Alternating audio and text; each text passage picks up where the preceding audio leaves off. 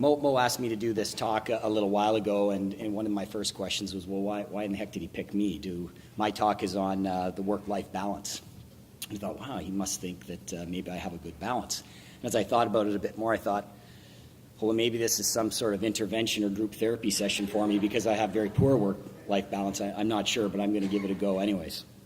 So really this talk isn't, as Michelle said, it's just my way. It's not the right way. Maybe there'll be some things you won't agree with. Maybe there'll be some things that you will agree with, but it's very individualized. Everybody has their own priorities and what they want to do. I don't do nearly as much as research as Michelle does, and that's my personal choice. So just because she does a lot, she's not wrong. It's just her way. It's what she wants. So what is work? Well, work for this talk is orthopedic surgery. And that's a tough job. We all know. We went to university, and then we had to get into med school, so you needed reasonable marks for that. And then you applied to orthopedics, got in, did residency, plus or minus fellowship. That's a lot of work before you start earning a little bit better income. And then that job is tough. We're on call, we work a lot of hours, we do some research, administrative work. So it's a tough racket, and you have to like it to want to do it. But we also have a life, and I'll define that in a little bit.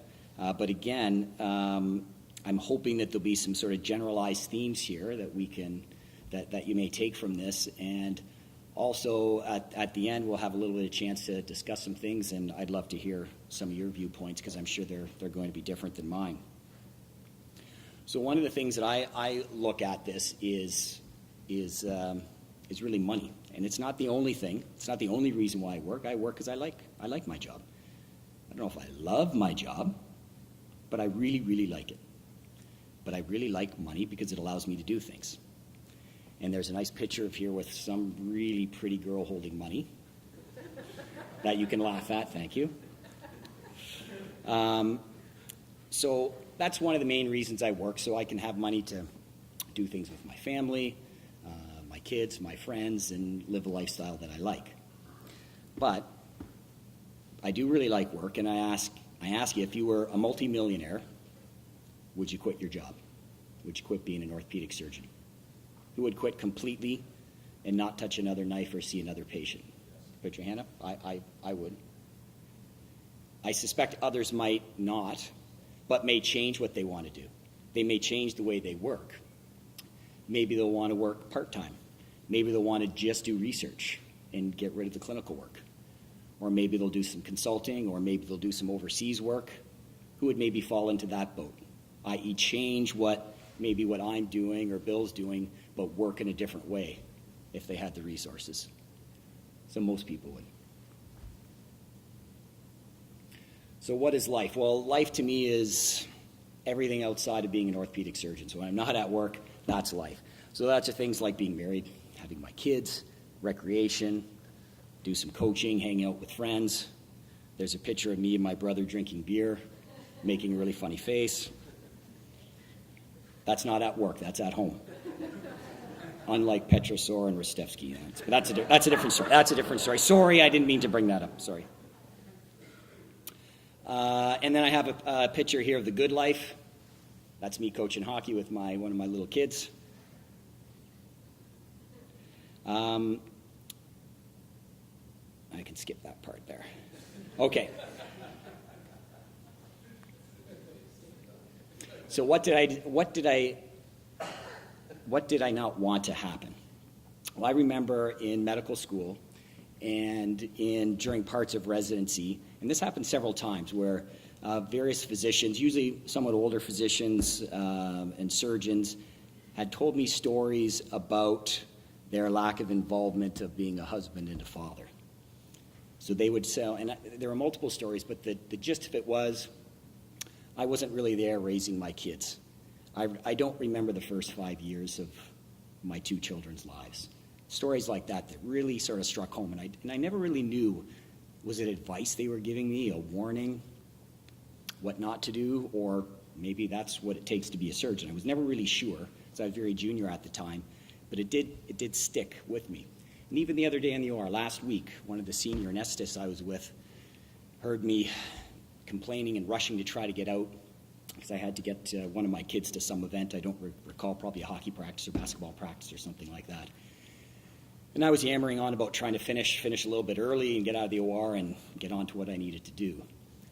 And he pulls me aside and said, "Brian, I want to tell you a story." I said, "Oh, what's that?" He goes, "I was talking to my older daughter just last month. And it was some comment, they were having some discussion about what she was doing when she was younger. And he gave her some advice about what she should do currently now as a young mother. And she told him right to his face, she said, "Well, what do you know? You were never there." And so I was quite happy to dash out of the OR and get to hockey practice. So my approach is, yes, I want to work because I like some of the things that being an orthopedic surgeon can provide, but I don't want to work that much. And so how to balance that out? Well, that really started in residency because those first comments happened when I was in residency. Residency is a tough go, right? You can't really control your work week like weekend. You can't control when you can go to work too much, what rotation you're on, how much vacation time you have. You're not controlling how much you make, what your income is.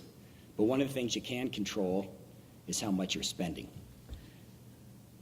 And so for me, I thought, and one of the other speakers spoke about this as well, I'm sorry I can't remember, but it's how much debt you're carrying when you come out. And you guys have much more debt than we had. Med school is a lot more expensive than when I went to medical school.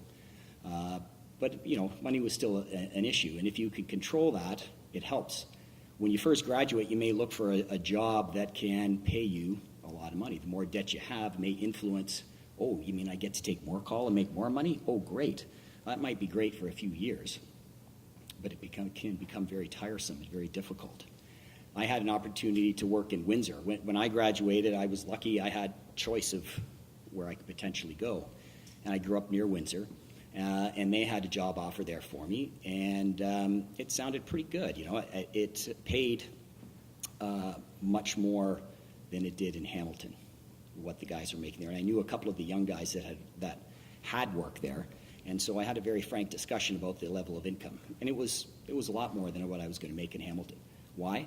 Because they had to work a hell of a lot more than I did. And I thought, oh, geez, that sort of sounds good, but what do you mean, how much more do you have to work?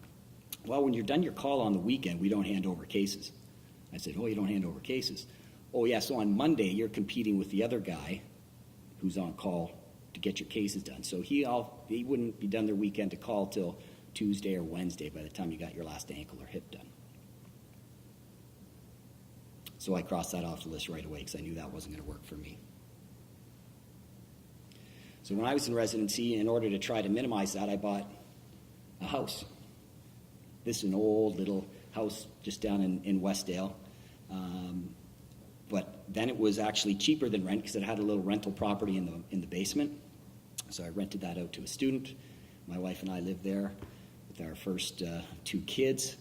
And when I finished residency, I did a fellowship, rented it out, helped pay for my house that I rented when I was in Calgary. Long story short, I ended up back in Hamilton for a variety of reasons, and I just moved back into the house. When you look at that house, it's not your stereotypical surgeon's house. It's just a little tiny single-story house. But I had the thing almost paid for by the time I moved back, so I had a very small mortgage, had some debt, paid that debt off very quickly, and saved up a good chunk of cash to buy a little bit bigger house. It's not a mansion or anything, but it's a nice house. That's what I have now, and can easily carry that mortgage along quite nicely. 1998 Ford Contour, that's what that picture is. This isn't actually mine, I couldn't find an actual picture, but this actually looks much nicer than the car that I drove. Drove that out to Calgary and back, and that vehicle I kept till about 3 or 4 years ago. So I drove that thing to the hospital, tried not to see patients see me, but I still drove it. The thing was so bad that the driver's side door would open while you were driving. So I would sometimes, once I got it shut, it would stay shut, but if I opened it, I may not be able to close it. So I'd be banging the door and it wouldn't lock closed. So I'd either have to drive with my arm out the window, which in January is not good, or I would get in on the passenger side, jump over the console, and then drive. So that's what I did for about a year. Now that's a bit extreme, I understand. But I was just waiting till I had enough money that I had to buy that house and to buy another car. The car I have now, it's a BMW. There's a picture of it there. But I just waited a little while. I didn't have to have the BMW in my first 1 or 2 years of working. I just waited a little while. See 2002 Dodge Caravan. Still got it. My wife was here. She'd be convincing you guys to convince me to get rid of it. But so the bottom line with that, I guess, is when I'm sitting at home enjoying my life and not working, I'm not too stressed about, geez, I got to get there. I got a mortgage payment. I got 2 car payments, etc. I'm not worrying about that. Outside of money, we have these things: smartphones, emails. And these are things in the life-work balance that I'm very poor at. I get sucked into answering a work email while I'm watching baseball or hockey on TV. And despite it making me a little bit more efficient, I got some work done out here in the audience and on the break that now I don't have to do, and those are the pluses. The dangers of these things are that it allows you to work even mentally, even though you're not really doing much work, psychologically get drawn into some administrative thing that just pisses you off, and now your night's spoiled just before you go to read your kids a bedtime story or something. So just turning these things off, and that's, I just put it to do not disturb, stick it in the charger, and walk away at a certain point in time at night. But I'm also getting, but the seductive part is it's part of your sort of social network. My brothers will be talking to me and emailing me things and want to have a discussion about what's going on in a game. Or I try not to take any work home. I try to cut my clinics shorter, so before I go home, I can get to the office and get an hour or 2 of paperwork, administrative stuff, emails, before I get home, so I'm not working at home. Here's a picture of my kids. Yeah, they're cute. One of them was here today. So having kids, awesome. Best thing I did. It's what makes me go to work, because I want certain things for my kids. I want them to see the value of work and what hard work is, but I also want to get home to see them. Timing around your kids is a tough thing. I had 2 kids in residency, and I started medical school and residency a little bit older, and it had some big pluses. It gave me perspective as to what I wanted to do before I chose a job.